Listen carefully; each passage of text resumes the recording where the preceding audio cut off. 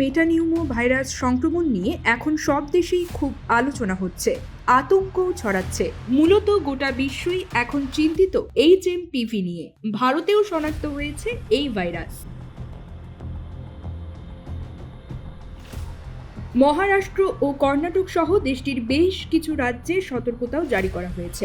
এমন অবস্থায় এই ভাইরাস নিয়ে অযথা আতঙ্কিত না হওয়ার বার্তা দিয়েছেন দেশটির পশ্চিমবঙ্গ রাজ্যের মুখ্যমন্ত্রী মমতা বন্দ্যোপাধ্যায়। সোমবার 6 জানুয়ারি এক প্রতিবেদনে এই তথ্য জানিয়েছে ভারতীয় সংবাদ মাধ্যম হিন্দুস্তান টাইমস।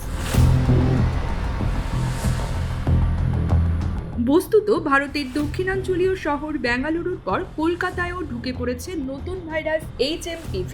সোমবার কলকাতায় একটি বেসরকারি হাসপাতালে এক শিশুর শরীরে শনাক্ত হয় এই ভাইরাস। তবে এ নিয়ে আতঙ্কের কিছু নেই বলে জানিয়েছেন মমতা। পশ্চিমবঙ্গের এই মুখ্যমন্ত্রী বলেন, HMPV নিয়ে আতঙ্ক ছড়ানোর দরকার নেই। এই বিষয়ে বৈঠক করে মুখ্য সচিব গাইডলাইন ঠিক করেছেন। অন্য কোনো গাইডলাইন এলে রাজ্য সরকার সেটাও মানবে।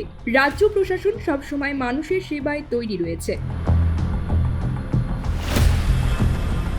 সংবাদ মাধ্যম ডয়চে ভেলে বলছে, HMPV সম্ভবত বহু শতক ধরে রয়েছে এবং প্রায় সব মানুষই তাদের জীবনে অন্তত একবার এই ভাইরাসে আক্রান্ত হয়েছেন।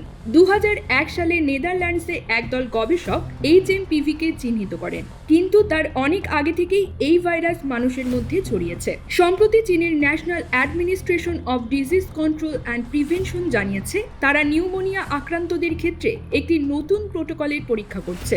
এরপরই HMPV নিয়ে মানুষ উদ্বিগ্ন হন। চীনের সরকারি মিডিয়া CCTV-তে প্রচারিত সাংবাদিক সম্মেলনে চীনের স্বাস্থ্য দপ্তরের কর্মকর্তারা বলেছেন, শীতের মৌসুমে বেশ কয়েকটি সাধারণ সংক্রমণ ছড়িয়ে পড়েছে। মানুষ যেন এর মোকাবিলায় অ্যান্টিভাইরাল ওষুধের উপর নির্ভর করেন। সংবাদ মাধ্যম বলছে, নেদারল্যান্ডসের বিশেষজ্ঞ চিকিৎসকরা 2001 সালে শিশুদের শ্বাসযন্ত্রে প্রথম এই ভাইরাসের হদিশ পান। যদিও 24 বছর অতিক্রান্ত হলেও এই ভাইরাসের কোনো টিকা বের হয়নি। তবে সেরোলজিক্যাল গবেষণায় দেখা গেছে, মেটানিউমো ভাইরাস কমপক্ষে 60 বছর ধরে পৃথিবীতে আছে। সাধারণ শ্বাসযন্ত্রের প্যাথোজেন হিসেবে সেটা সারা বিশ্বে ছড়িয়েছে। বিশেষ করে শীতকালে এই ভাইরাসের সংক্রমণ বেশি দেখা যায়। News desk, channel alpha 24।